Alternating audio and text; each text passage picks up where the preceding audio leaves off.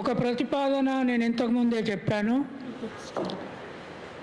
గద్దరు మొదటి విగ్రహం దగ్గర రాష్ట్రం మొత్తంగా ఎవరి శక్తి కొద్ది వాళ్ళ మొబిలైజ్ చేసి గద్దర్ను తెలంగాణ జాతిపితగా అక్కడి నుంచి ప్రకటించే సభ గద్దరు స్టాచ్యూ దగ్గర పెడదాము అనే దాని మీద మనందరికీ అంగీకారం ఉందా?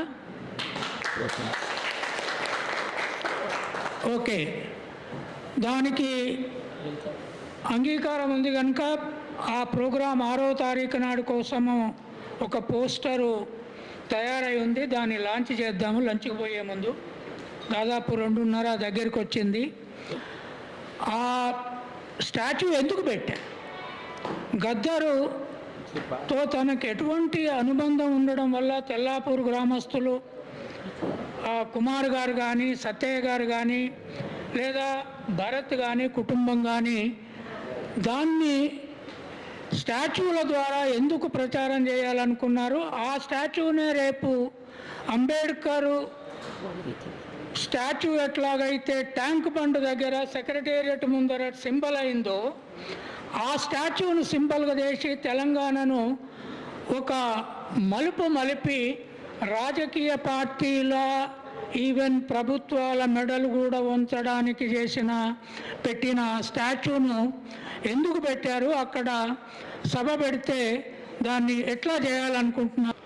రేపు 6వ తారీఖు నాడు యూత్ను ఎట్లా మొబిలైజ్ చేస్తారు, యూనివర్సిటీ నుంచి ఎట్లా మొబిలైజ్ చేస్తారు, తర్వాత ఈ నినాదాన్ని ఒకటి అంబేద్కర్, నేను ఒక మీటింగ్లో చెప్పాను, 100 ఏళ్ళ తర్వాత అంబేద్కర్ను మించిన దేవుడు భారతదేశంలో ఉండడు అని. ఇంటింటా అంబేద్కర్ బొమ్మ ఉంటుంది, ఇంటింటా అంబేద్కర్ పుస్తకాలు ప్రార్థనా రూపంలో చదవబడతాయి. బుద్ధుడు, అంబేద్కర్ ఈ దేశానికి మూల శక్తులుగా మారుతారు. నా దృష్టిలో నేను గద్దర్తో చాలా కాలం కలిసి తిరిగాను, పనిచేశాం, ఉద్యమాలలో ఆయన పాడాడు, ఆడాడు, నేను ఉపన్యాసాలు ఇచ్చాను. కానీ భూస్వాములు, దోపిడీదారులు దీన్ని వచ్చిన తర్వాత మేము జాతిపితలమని చెప్పుకుంటే అది విన్నాక నాకు నిద్ర కూడా పట్టలే. ఈ తెలంగాణ వస్తే బాగుపడదని చెప్పిన నేను. కానీ వీళ్ళంతా చాలా కష్టపడి ఆ తెలంగాణ తెచ్చారు. సరే, ఓ రాజకీయ పార్టీ పెట్టారు. కానీ వాళ్ళ ఒక ప్రధానమైన ఇష్యూ ఇక్కడ తేలాల్సింది ఏంటి అంటే, నర్మాస్ కృష్ణ కూడా అదే అన్నాడు, ఇక్కడ మనం డిసైడ్ చేసుకొని పోదాము. తెల్లాపూర్ దగ్గర బహిరంగ సభ ఉంటుందని, తర్వాత దినమంతా గద్దరుకు తెలంగాణ చరిత్ర చెప్పే పాటలు, ఆటలు, తర్వాత పాటలు కొత్తవి కొత్త పాటలు రాసేటప్పుడు పాత తరం పాటలు వేరు, ఇప్పుడు కొత్త గద్దరు పునర్జీవనం, ఇది పునర్జీవనానికి సంబంధించిన పాటలు రాయాలి. నువ్వే ఎట్లా తెలంగాణ జాతిపితవు, ఇంటింట గద్దరు బొమ్మ, తెలంగాణ జాతిపిత గద్దరు బొమ్మ ఉండాలి.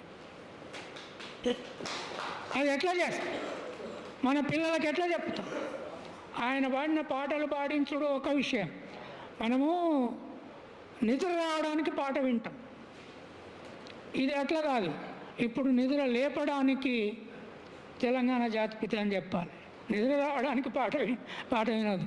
అందుకని శ్యామ్, నువ్వు ఈ మధ్య చాలా పెద్ద పోరాటాలు చేసినావు, మొత్తము మీడియా అంతా భయపడ్డది.